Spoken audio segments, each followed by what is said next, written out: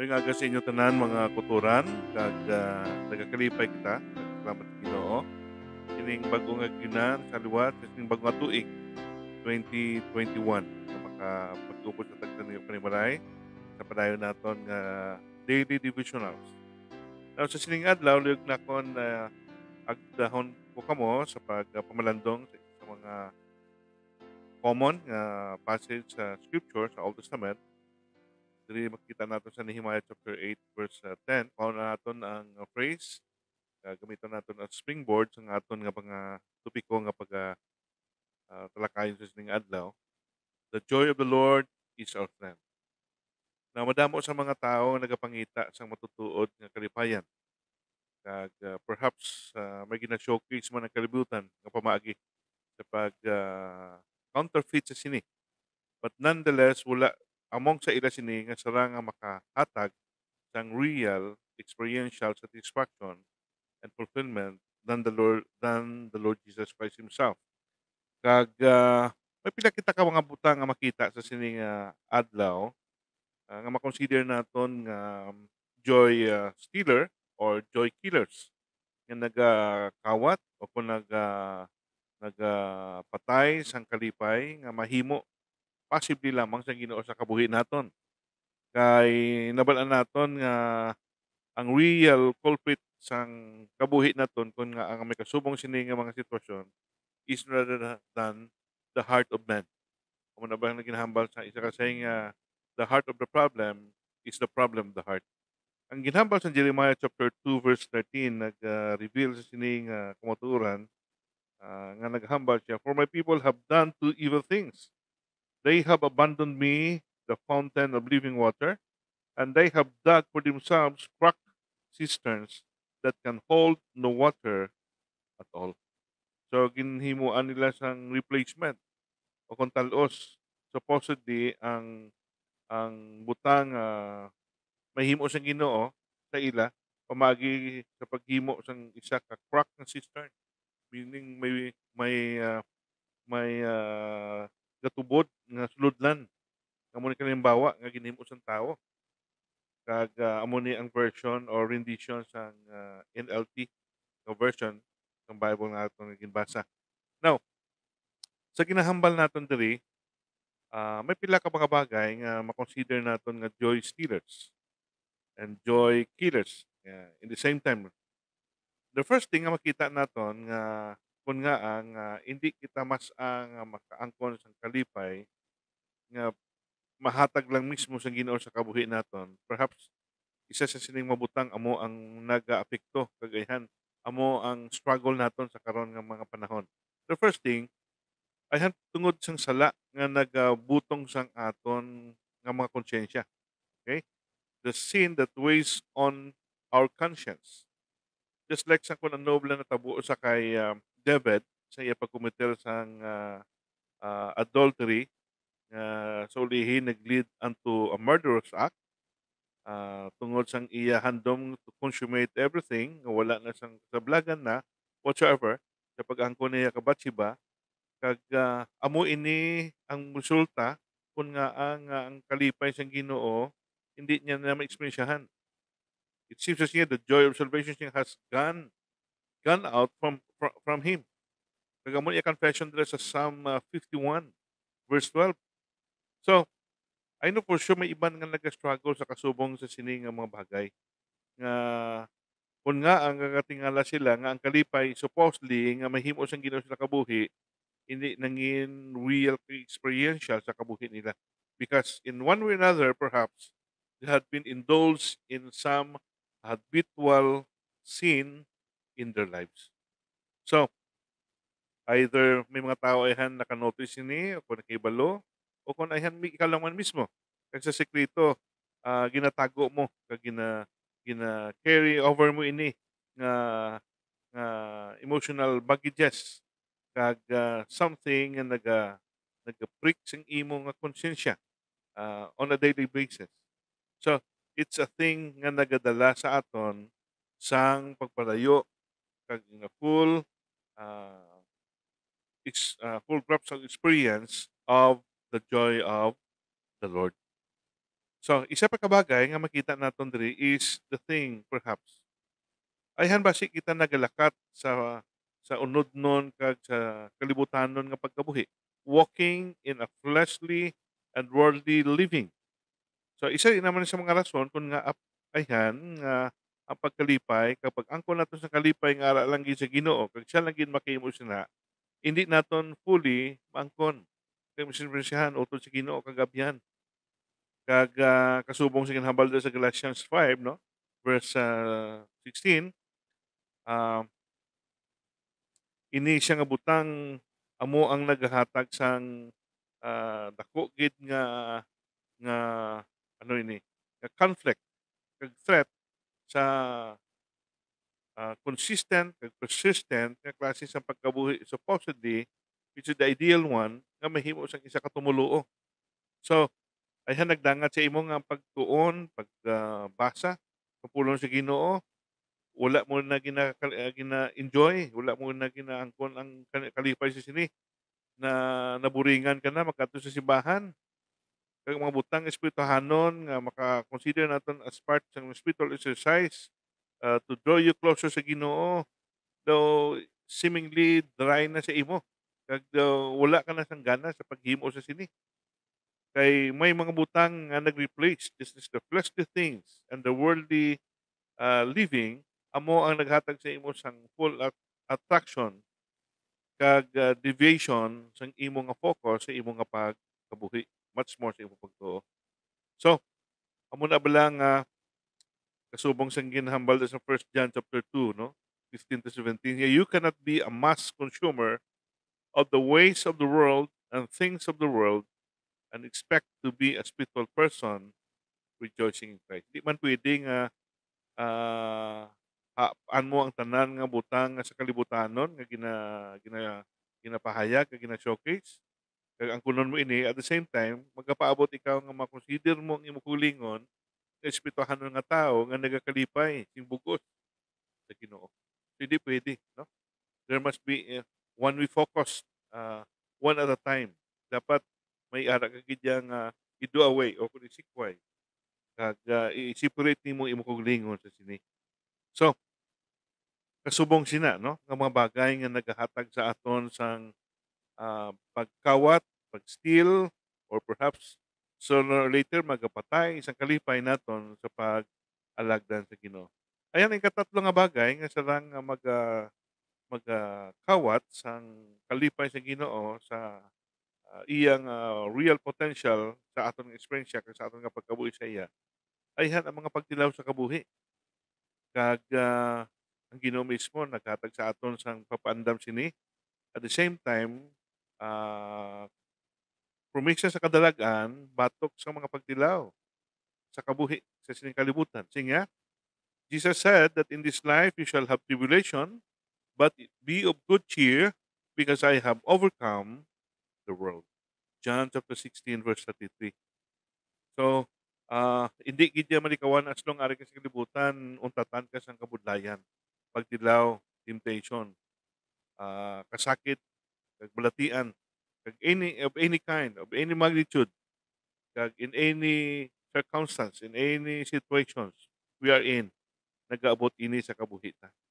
But then we are thankful nga Ginoo among among nagalay-ay sa aton, kag siya nagahatag sa aton of course sang grace and the comfort to carry on nga maangkon naton ang kadalagan sa pagatubang sa sining nga mga butang. Even sa kay Pablo, sa iyang gisulat sa kay Timothy, ang pagkabuhi sang Diosnon of course nagadala sang persecution kag madamo nga mapagtilaw sa kabuhi.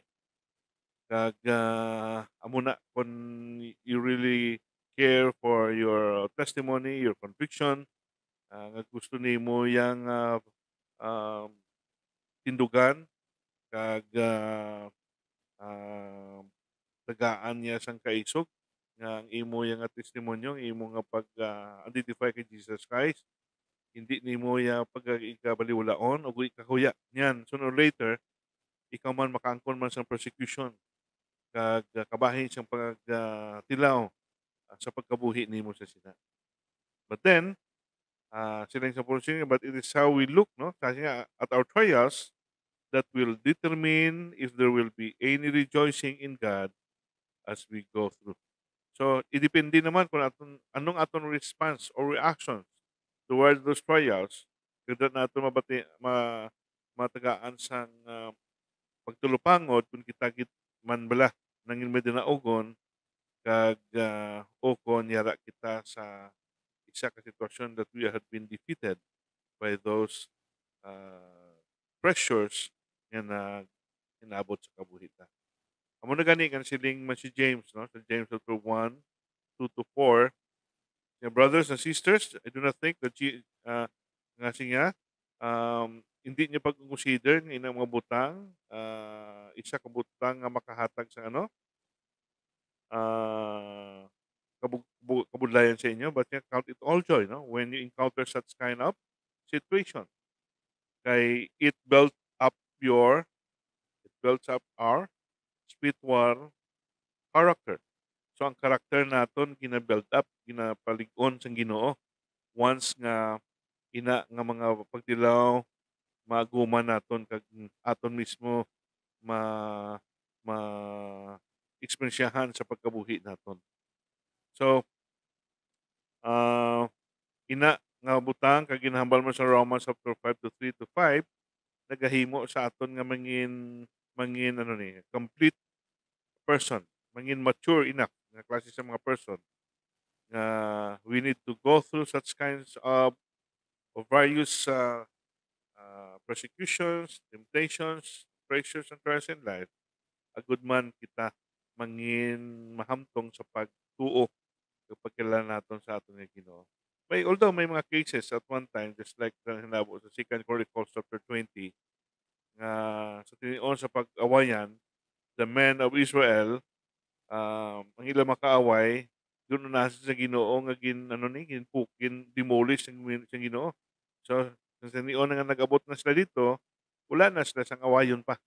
Pero may mga tinion man nga ang mga pag-awayan naton kita gid mismo mag mag-engage sa pag-away kag sa sina ang Ginoo lang mag-assist sa aton sa pagkaangkon sa aton sa kadalagan batok sa sina.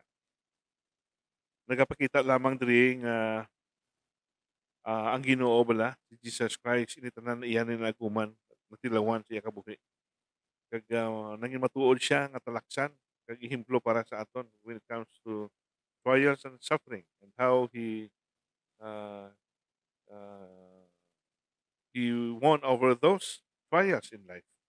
Naging victorious siya. Kasi sa Hebrews 2:10, it was fitting or right or proper for God to make the author of our salvation perfect or complete through suffering. So, si Jesus na iya among naghahimo sa sina, no? Para gid sa aton. May isa ka book nga gisulat si C.S. Lewis nga naghimo siya sang comment nga naghambal na nagod sang kalipay siya nga I sometimes wonder whether all pleasures are substitutes for joy. Siya nagapanumdum siya kung ang tanan gid lang nga mga kalingawan sa sining kalibutan, ano kuno, salili sa natawag naton kalipay, ginahambal sa pulong sa Ginoo. So, nga, see the world can offer pleasures, but I am not sure if it can offer joy. Kaya damo sa kalingawan makita mo. Pero wala sang isa sa sini nga makahatag sa natawag naton joy. Kang joy it is may lasting effect siya. Ang pleasure is just trivial. It's just for a mere short period of time. Yung experience nimo after sisina wala na. May evaporate na. So, ang pleasures are short-lived, just like sang sala, no? Sin may feel good for a moment. Namian ka primero, after a while, why na, guba na. Why na ang imong futuro, guba na ka na. Kag nahimo mo na ang isa ka butang nga supposedly tani na hindi ka wani mo nga himuon. Kaso napasubo ka, nakaupod ka sa mga drinking session or perhaps bayhan may mga tinion pa nga drugs ka mo sa paghimo sina. Then naghimo sa mga butang nga naghatag sa inyo isang temporaryo nga kalipay But then, ang drawbacks, it's a lifetime, lifelong sorrow and pain. So masubok nga siya ang mga tao willing enough to exchange sa sila experiensyahan sang sa lasting kag matutuod nga kalipay nga mahimo lang yan sa Ginoo sa kabuhi naton. Now, um, ang isa pa kabutang nga makita naton diri, in fact sige ini nga kalipay sarang naton ini ma-increase no, ma ma-level up naton kay sila kasubong sa ginhambal ni isa ka writer siya just like ginhambal ni John Piper no, ikaw na siya. That joy niya comes from seeing and savoring God and the gospel. Ini nga kalipay magahalin sa angkon naton sa kilala, pagtan-aw, kag masaburan mo gid sa masagamsaman mo gid ang Ginoo sa kabuhi mo in a personal way. Kag tungod man sang sang gospel message of the Lord Jesus Christ. Kay kung wala ni siya, wala sang real experiential joy nga gina-generate sang Holy Spirit sa kabuhi siyang sa katao nga sarang makahatag sa iya sa matutuod eksperyensya nga mas far beyond sang mga eksperyensya nga gina-showcase sa kalibutan nga mga pleasures apang hindi sarang makahatag sa fulfillment and real satisfaction sa ginatugyanan o kung naga-experience sa sini. So, amo ni ang isa ka butang nga makita naton. Nakasubong mula sang hinabo sa kay David sa expression dala sa Psalm 27 verse 4, when he desired to dwell in the house of the Lord forever, to behold his beauty. Ang word nga to behold, it means to see or to perceive. Ang halin sa Hebrew nga root word. Kag ang Strong's nga definition, ang other shades of meaning niya, the additional, it means to gaze, mentally to perceive, contemplate with pleasure. So, the moment you met the Lord Jesus Christ and engaging yourself in studying your word and in prayer, doon mo makita kung ano ang beauty sang nature sang Ginoo. Kung sino siya, kag ano siya sa pagkamatuod sa kabuhi naton. Kag the more nga ma-experience natin na, the more we become closer and you could find a sweet fellowship uh, with Him from time to time nga ikaw nagapakigbahin sa sina nga mga espirituhanon nga mga exercises. Pagtuon, pamalandong siya mapulong, papaghambal sa iya sa pagpangamuyo, pakigbahin fellowship sa mga pauturan with the same faith, kangay nimo sa kada Domingo nga adlaw. So ina siya in one way or another naga-assist kag nagabulig sa aton sa pagpalig-on sa aton pagkabuhi sa Ginoo. Kasubong bala sang encouragement ni Paul nga pangamuyo sa mga tumuluo sa Ephesus kag sa Colossae. Basahan ko sa inyo kanang ginhambal diri sa Ephesians 1 17 to 18 sa aton diri nga pag talupangod sa ginhambal ni Paul sa taga Ephesus niya 17 to 18, asking God, the glorious Father of our Lord Jesus Christ, to give you spiritual wisdom and insight so that you might grow in your knowledge of God. I pray that your hearts will be flooded with light so that you can understand the confident hope He has given to those He called His holy people, who are rich and glorious inheritance. Ang pangamuyo ida is they will feel they could have more spiritual wisdom, insight, that they might grow in the knowledge of God. Kasi sina, ang after effects sa sina, no?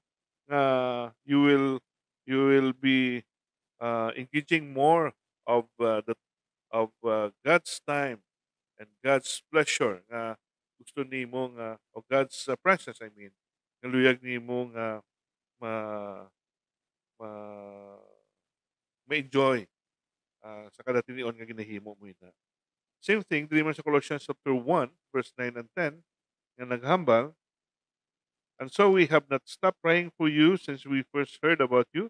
We ask God to give you complete knowledge of His will and to give you spiritual wisdom and understanding, then the way you live will always honor and please the Lord, and your lives will produce every kind of good fruit. All the while, you will grow as you learn to know God better and better. So, amo ni siya nga mga bagay nga nagadala sa aton sa pagpalalig-on kag nagasolidify sa aton pagtuo sa Ginoo, utod sa Ginoo. Kag wala sang proxy sa sini. Meaning, magahimo kita kita sa sini. Whether you like it or not, nga i-engage na gid ang atong gilingon sa kasubong sa sining mabutang. So, these are perhaps ang pila sa mga bagay nga makonsider naton mga joy stealers or perhaps joy killers, no? Sang kalipay nga mahimo sang Ginoo sa kabuhi naton subong nga mga tumulo. Kabay ini nga mga dinalan kag kumuturan maging bahin sa pagpakamoy sa aton sa liwat sa sining nga aga kag sa liwat Happy New Year sa inyo kag Ginoo gimapakamoy sa inyo sa sinigid nga adlaw mga muyo kita. Ginoo nagatugyan kami sini nga makamuturan gamita ini nga maghahatag paghangkat kag kaligunan sa amon mga tumuluo na kabahin sa sini Ginoo nga pamalandong kabay mo bugay kaluoy magasunod sa gihapon sa ila at even sa sining bagong atuig Ginoo on paano ikaw nagbahin sa amon sa to nagligad yan the same nga Ginoo God Emmanuel na magkapakigbahin man sa gihapon sa amon sa sining bagong atuig kani ginadangop namon sa imong may kalipay sa liwat in Jesus name.